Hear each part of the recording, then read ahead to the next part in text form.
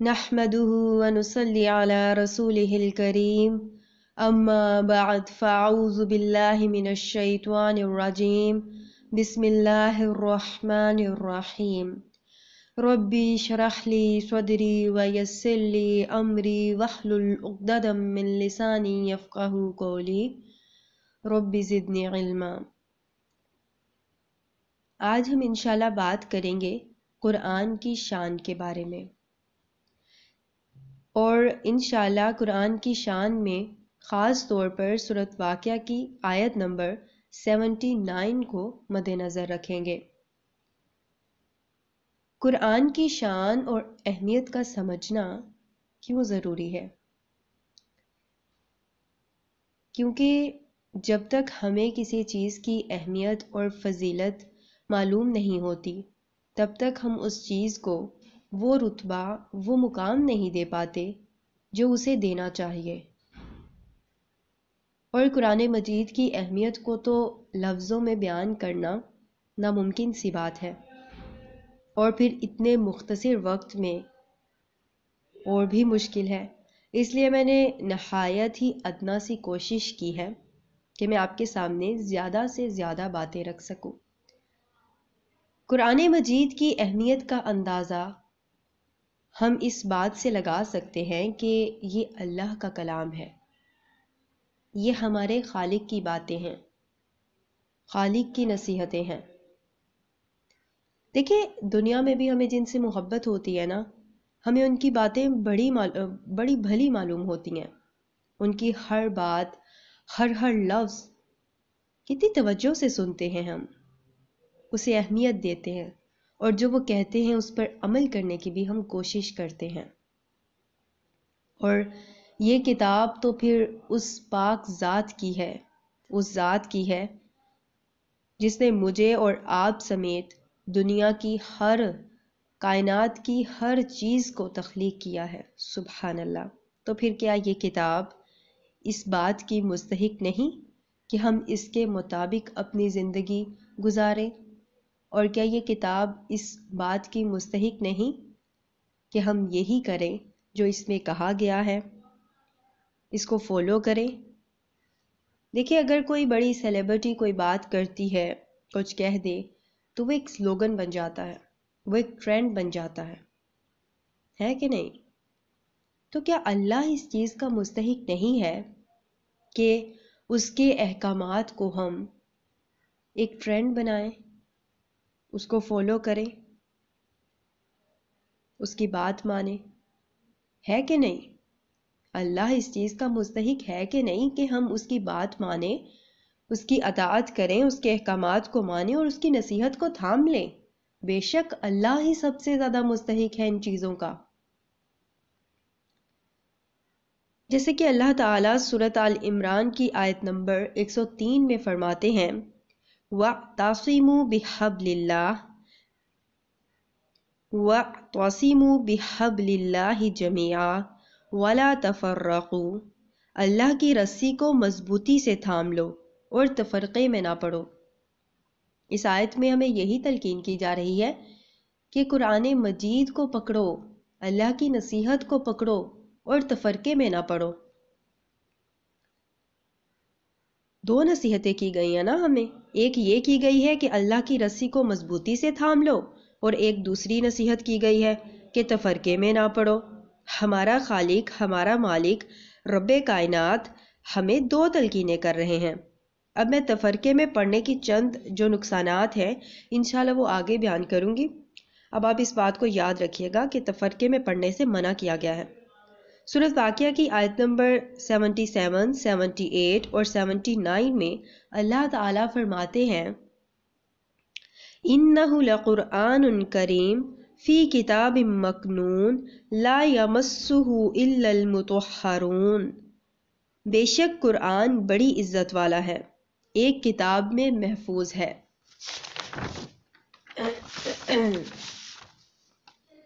نہیں چھوتے اسے مگر جو پاک ہیں۔ سورۃ واقعہ ابھی ہم پچھلے پارے میں ہی پڑھ کر آئے ہیں، تو اس کے بارے میں آپ کو یاد بھی ہوگا۔ آیت نمبر 79 جو ہے، لا یمسہ الا المطہرون، اس کا مفہوم اگر کنٹیکسٹ کے حساب سے لیں تو وہ یہی ہے کہ کفار جو باتیں کرتے تھے کہ نعوذ باللہ قرآن جو ہے وہ شیطانوں کی طرف سے آتا ہے اور وہ نبی صلی اللہ علیہ وآلہ وسلم کو سکھاتے ہیں، یعنی شیطان سکھاتے ہیں، تو ان سب باتوں کی اس آیت میں تردید ہے، اور یہ قرآن عزت والا ہے اور محفوظ ہے، سبحان اللہ۔ تو اس کی تعریف بیان کی گئی ہے، اس کی شان بیان کی گئی ہے، اور پھر اس کے بعد ہمیں بتایا گیا ہے کہ اس کو صرف وہی چھوتے ہیں جو پاک ہیں، یعنی پاک فرشتے ہیں۔ اب قرآن کی حفاظت کا ذمہ اللہ تعالیٰ نے خود لیا ہے، ٹھیک ہے؟ تو اسی وجہ سے قرآن مجید جو ہے وہ اتنے 100 سال گزرنے کے بعد بھی، صدیاں گزرنے کے بعد بھی اپنی اصلی حالت میں موجود ہے، اور اس کا ایک حرف تو کیا، ایک زبر زیر بھی مطلب کوئی تبدیل نہیں کر پایا۔ سورۃ الحجر کی آیت نمبر 9 میں اللہ تعالیٰ نے خود اس بات کی جو ہے وہ تصدیق کی ہے کہ اس ذکر کو ہم نے ہی اتارا ہے اور ہم ہی اس کی حفاظت کریں گے۔ اِنَّا نَحْنُ نَزَّلْنَا الذِّكْرَ وَإِنَّا لَهُ لَحَافِظُونَ، ہم نے ہی اس ذکر کو نازل کیا ہے اور ہم ہی اس کی حفاظت کریں گے۔ تو اس آیت میں اللہ تعالیٰ نے واضح طور پر فرمایا ہے کہ قرآن مجید کو ہم ہی نے نازل کیا ہے۔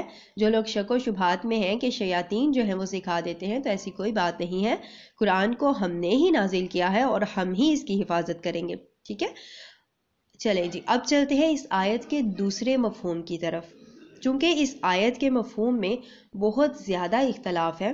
ایک آیت کا معنی تو سبھی آئی تھنک سیم لیتے ہیں، لیکن ایک مفہوم میں بہت زیادہ اختلاف ہے۔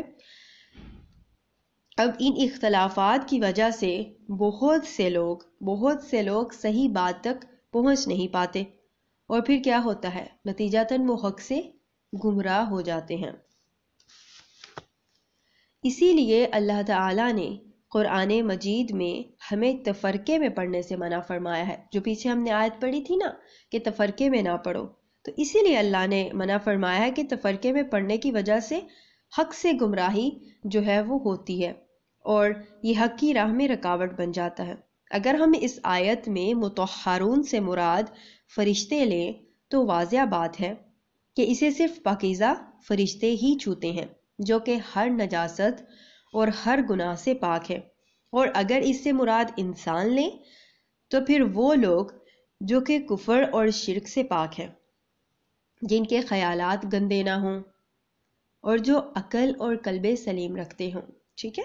مطلب جو پاک مومن لوگ ہیں۔ تو باقی اگر اس کی مزید وضاحت میں جائیں تو پھر حالت حیض، حالت نفاس اور حالت جنابت یعنی ناپاکی کی حالت میں اسے چھونا ممنوع ہے۔ باقی جس چیز میں اختلاف ہے وہ یہی ہے کہ اسے بغیر وضو کے چھو سکتے ہیں یا نہیں، اس چیز میں بہت اختلاف ہے۔ آپ لوگوں کو سمجھ بھی آ رہی ہیں باتیں یا پھر اوپر سے گزری جا رہی ہیں؟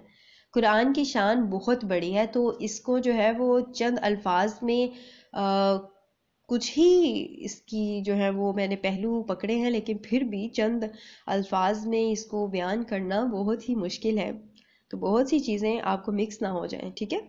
بغیر وضو قرآن کو چھوا، تو ہم بات کر رہے تھے کہ وضو کے بغیر قرآن کو چھو سکتے ہیں یا نہیں، تو اس کا جواب یہ ہے کہ بغیر وضو کے قرآن کو چھوا جا سکتا ہے، چھو سکتے ہیں، کوئی حرج نہیں ہے اس میں۔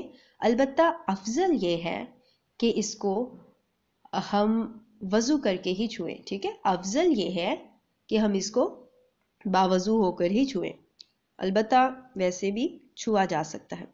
اور حالت حیض میں اگر مجبوری ہو تو پھر گلوز کا استعمال کر سکتے ہیں، یا پھر کسی کپڑے کی مدد سے ہم قرآن مجید کو جو ہے وہ کھول سکتے ہیں، اور جیسے ہم کلاس اٹینڈ کرتی ہیں تو ہم گلوز پہن لیتی ہیں، تو ہمارے لیے مجبوری ہوتی ہے تو ہم پکڑ لیتی ہیں، ٹھیک ہے؟ باقی واللہ تعالی عالم، اللہ تعالیٰ بہتر جانتے ہیں۔ اب مجھے امید ہے کہ اس آیت کا مفہوم تو آپ کو سمجھ آ گیا ہوگا، ٹھیک ہے؟ اب یہ بھی قرآن کی شان اور اس کی فضیلت ہے کہ اس کو چھونے کے بھی آداب ہیں، اس کی تلاوت کے بھی آداب ہیں، اس کو کوئی بھی ناپاک شخص چھو نہیں سکتا ہے، جبکہ دنیا کی کوئی بھی کتاب جتنی مرضی فضیلت ہو اس کی، جتنی مرضی امپورٹنس ہو اس کی، اس کو چھونے یا پڑھنے کے کوئی ایسے آداب نہیں ہیں. ٹھیک ہے، تو یہ بھی قرآن کی ایک شان ہے کہ اس کتاب کو پڑھنے کے لیے، اس کتاب کی تلاوت کے لیے ہمیں بہت ساری شرائط ہیں، ان پر پورا اترنا ہوتا ہے. ٹھیک ہے، اس کے آداب ہیں جن کو ہم آداب کہتے ہیں. ٹھیک ہے، اور یہ ایک جامعہ کتاب ہے. دنیا کی جتنی بھی کتابیں ہیں ان میں سے کوئی بھی کتاب جامعہ نہیں ہے.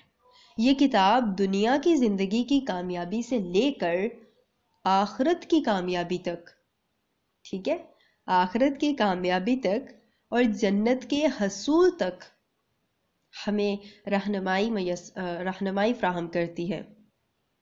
سبحان اللہ. قرآن کی شان تو کیا ہی جو ہے وہ لفظوں میں بیان ہی نہیں ہو سکتی. قرآن کی شان اللہ تعالیٰ نے قرآن مجید ہی میں کئی آیات میں بیان کی ہے.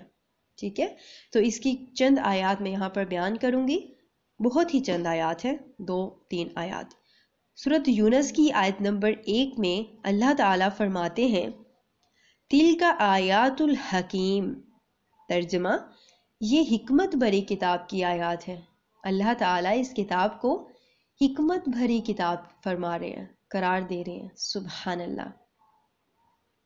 اس کے علاوہ سورۃ یونس کی آیت نمبر 57 میں ارشاد فرماتے ہیں یا ایہا الناس قد جاءتکم موعظۃ من ربکم وشفاء لما فی الصدور وہدی ورحمۃ للمؤمنین.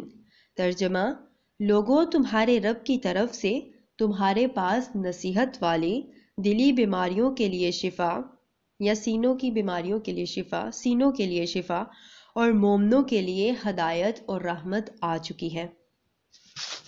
سبحان اللہ. کتنی اس کی فضیلت بیان کی گئی ہے. یہ نصیحت والی کتاب ہے، بیماریوں کے لیے شفا ہے، اور مومنوں کے لیے ہدایت اور رحمت کا ذریعہ ہے، رحمت ہے. سبحان اللہ. کیا کچھ اس کو قرار دیا گیا ہے، کتنی اس کی فضیلت ہے. اس کے علاوہ بھی قرآن مجید میں کئی مقامات پر قرآن مجید کی شان نہایت خوبصورت انداز میں بیان کی گئی ہے. آئیے اب احادیث کی روشنی میں ہم قرآن کی تلاوت کی فضیلت کے بارے میں جانتے ہیں. صحیح مسلم کی حدیث ہے، رسول اللہ صلی اللہ علیہ وآلہ وسلم نے فرمایا تم قرآن پڑھو، اس لیے کہ قرآن قیامت کے دن اپنے پڑھنے والوں کے لیے سفارشی بن کر آئے گا. اس کے علاوہ صحیح بخاری کی حدیث ہے، رسول اللہ صلی اللہ علیہ وآلہ وسلم نے فرمایا تم میں سب سے بہتر وہ ہے جس نے قرآن پڑھا اور اس کو پڑھایا. سبحان اللہ. قرآن پڑھنے اور پڑھانے والوں کے لیے کتنا بلند مقام رکھا گیا ہے. ایک واقعہ یہاں پر چھوٹا سا کوٹ کرنا چاہوں گی. ایک صحابی تہجد کی نماز میں سورۃ الکہف کی تلاوت کر رہے تھے کہ اچانک گھر ہی میں بندھا ہوا ایک جانور بدکنے لگا. کئی لوگوں نے اسے گھوڑا جو ہے وہ کہا ہے. سلام پھیرنے کے بعد نظر دوڑائی تو اوپر بادل جیسا ایک ٹکڑا نظر آیا جس نے انہیں ڈھانپ رکھا تھا. صبح ہونے کے بعد اس واقعہ کا تذکرہ انہوں نے نبی کریم صلی اللہ علیہ وآلہ وسلم سے کیا، جس پر آپ صلی اللہ علیہ وآلہ وسلم نے فرمایا اے فلاں، یعنی اس کا نام لے کر، تم اپنی تلاوت جاری رکھو. یہ سکینت تھی جو قرآن کی تلاوت کی وجہ سے آسمانوں سے اتری تھی. حافظ ابن حجر رحمت اللہ فرماتے ہیں کہ سکینہ سے مراد فرشتے ہیں جو آسمان سے قرآن سننے کے لیے اترتے ہیں. یہ بخاری کی حدیث ہے. اب دیکھ لیں، سبحان اللہ، قرآن کی تلاوت کس قدر برکت کا باعث ہے، اور اس کو پڑھنا ثواب کا کام بھی ہے. قرآن کو پڑھنے کے بے شمار فائدے ہیں. اب آپ یہی دیکھ لیں کہ قرآن دنیا کی واحد کتاب ہے جس کو پڑھنے والا خود غرض نہیں رہتا بلکہ دوسروں کا خیر خواہ بن جاتا ہے. باقی کتابوں میں اپنے فائدے کے لیے کام کرنے کی ترغیبیں دی ہوتی ہیں، جبکہ قرآن میں دوسروں کا بھلا کرنے پر اجر و ثواب کی خوشخبریاں دی گئی ہیں۔ سبحان اللہ۔ اور دنیا کی کوئی کتاب ایسی نہیں جس کو ہر کوئی پڑھ سکتا ہو اور اس کو سمجھ سکتا ہو، جبکہ اللہ تعالیٰ نے اپنے اس کلام میں ایسا تاثر رکھا ہے کہ اس کو ان پڑھ شخص بھی پڑھ سکتا ہے، اس سے نصیحت حاصل کر سکتا ہے۔ جیسے قرآن مجید کی سورۃ القمر میں اللہ تعالیٰ نے بار بار فرمایا ہے وَلَقَدْ يَسَّرْنَا الْقُرْآنَ لِلذِّكْرِ فَهَلْ مِن مُدَّكِرٍ، اور البتہ تحقیق ہم نے قرآن کو نصیحت کے لیے آسان کر دیا ہے، تو کیا ہے کوئی نصیحت پکڑنے والا؟ اب چلتے ہیں قرآن کی تلاوت دل لگا کر اور زیادہ سے زیادہ کرنے کے لیے کیا کرنا چاہیے۔ ٹھیک ہے، قرآن کی تلاوت دل لگا کر اور زیادہ سے زیادہ کرنے کے لیے اس پر ملنے والا اجر و ثواب جاننا نہایت ضروری ہے، تب ہی ہمارے دلوں میں اس کو پڑھنے، پڑھانے اور سیکھنے کا شوق بیدار ہوگا، اور بغیر شوق اور دلچسپی کے کوئی بھی کام اتنا فائدہ مند نہیں ہوتا اور نہ ہی پر اثر ہوتا ہے جتنا کہ شوق اور دلچسپی سے۔ ایک حدیث آپ کے سامنے بیان کرنا چاہوں گی، اس حدیث کو سننے کے بعد انشاءاللہ آپ میں ضرور شوق پیدا ہوگا۔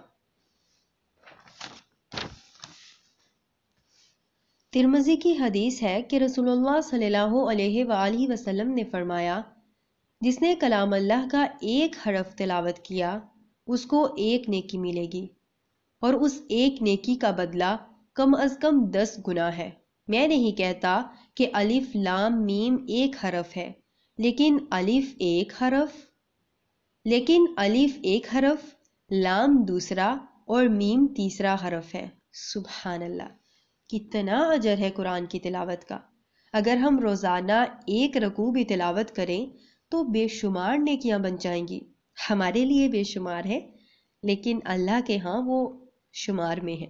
اور تلاوت قرآن کا اہتمام کرنے والے کا مقام اس حدیث سے واضح ہوتا ہے۔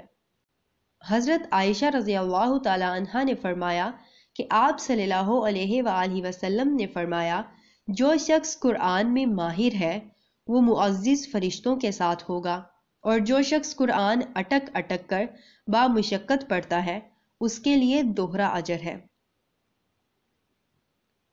صحیح بخاری نے اسے روایت کیا ہے۔ سبحان اللہ، جو اٹک اٹک کے پڑھتا ہے اس کے لیے دوہرا اجر ہے، اور جو شخص ماہر ہے وہ معزز فرشتوں کے ساتھ ہوگا۔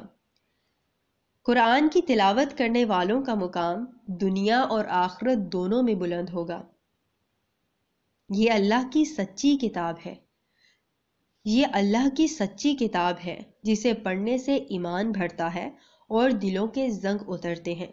مگر افسوس کا مقام ہے کہ ہماری اکثریت تلاوت قرآن سے غافل ہے، اور اس کو دوسروں کو سکھانا تو دور کی بات، خود بھی سیکھنے اور سمجھنے کی کوشش نہیں کرتے۔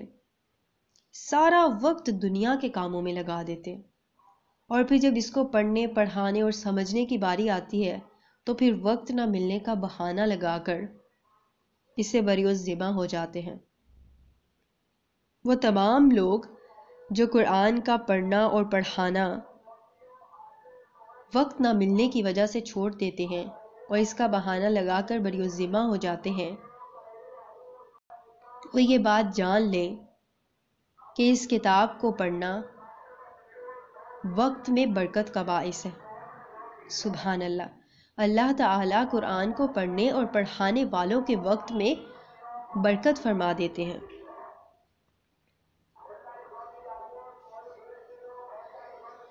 اس لیے میری تمام بہنیں آج سے عہد کریں کہ انشاءاللہ روزانہ قرآن مجید کی تلاوت کریں گے، کم از کم 2-3 رکوع، ٹھیک ہے، 2-3 بس، اور اس کو سمجھیں گی بھی، ٹھیک ہے، صرف تلاوت نہیں کریں گی بلکہ ساتھ میں سمجھیں گی بھی، تاکہ پتہ چل سکے کہ اللہ تعالیٰ اپنے بندوں سے کہنا کیا چاہتے ہیں اور ہمیں حکم کیا دے رہے ہیں۔ آپ تھوڑے سے شروع کر سکتی ہیں، ضروری نہیں ہے کہ آپ شروع میں ہی ربع ربع پڑھیں، آپ کیونکہ کچھ نہ ہونے سے کچھ ہونا بہتر ہے۔ آپ تھوڑا پڑھ سکتی ہیں، آپ ایک رکوع سے شروع کریں، 2 سے شروع کریں، ترجمہ اور تفسیر کے ساتھ آپ صرف ایک آیت ہی پڑھ لیں روزانہ کی بنیاد پر، پھر انشاءاللہ آپ کا دل لگنے لگے گا اس میں، اور پھر اس پر عمل کی بھی کوشش کریں، جو آپ پڑھتی ہیں اس پر عمل کی بھی کوشش کریں اور آہستہ آہستہ آگے بڑھنے کی کوشش کریں۔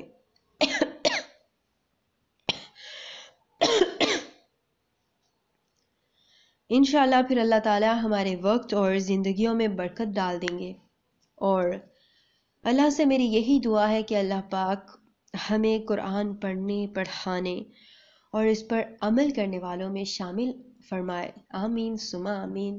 جزاکم اللہ خیر و احسن الجزاء۔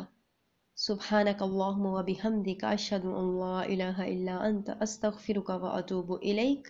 السلام علیکم و رحمۃ اللہ وبرکاتہ۔